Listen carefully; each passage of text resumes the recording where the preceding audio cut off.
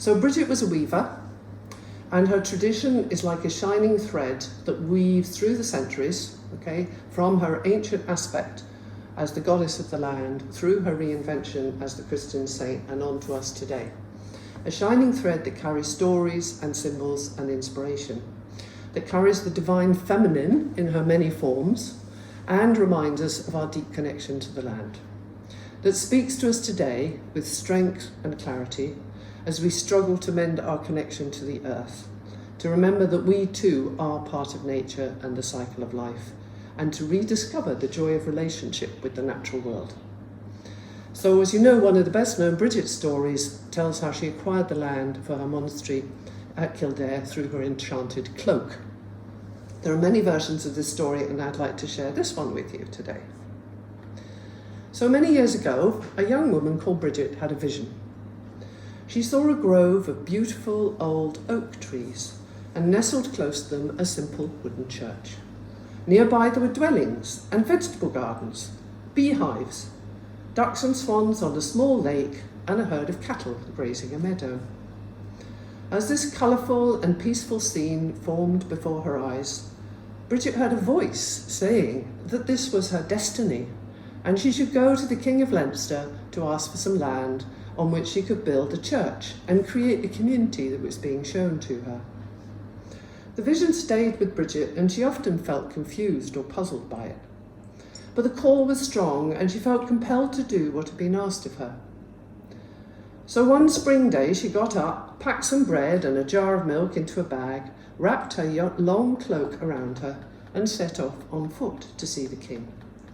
She walked all day, asking directions from people she met along the way, till she finally arrived at the king's rath. Bridget knocked 3 times on the gate, and a servant answered. He saw a dusty young woman with mud on her shoes, and was inclined to shut the gate again. But when she spoke, he felt strangely compelled to let her in.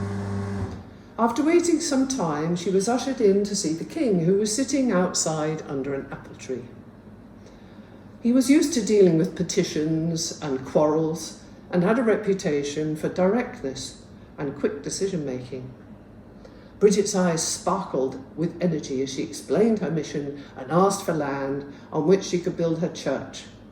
But the king was dismissive of this unknown young woman and her overblown ambitions. What was in it for him? Did she not know how valuable land was these days?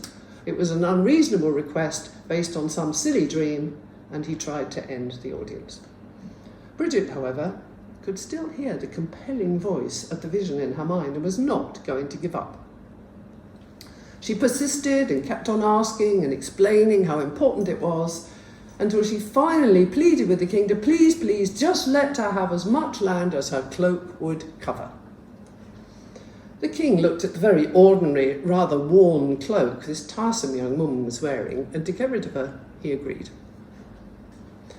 So Bridget took off her cloak and laid it very gently out on the grass under the apple tree. And the moment the cloth touched the land, a strange white mist came up all around them, and out of the mist appeared 4 fairy-like women who bent down and picked up the edges of the cloak and started to run north, south, east and west. And as they ran, the cloak grew and rippled out further and further over the land like a river bursting its banks. Eventually the king shouted, "Stop!" The women in the mist vanished, and the cloak lay still, covering the entire Curragh of Kildare.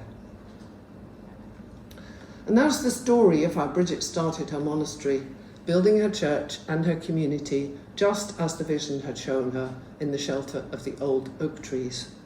A community that grew in size and influence under the leadership of Bridget. A community of women and men and animals, of healing, of relationship.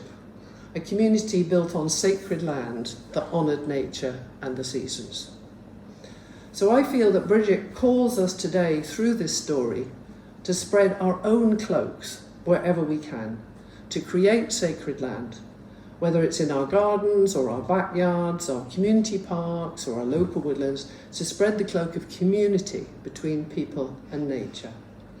She calls us to tune in to the cycle of the seasons, to connect with our local nature wherever we are, and to spread our cloaks with gratitude and with humility.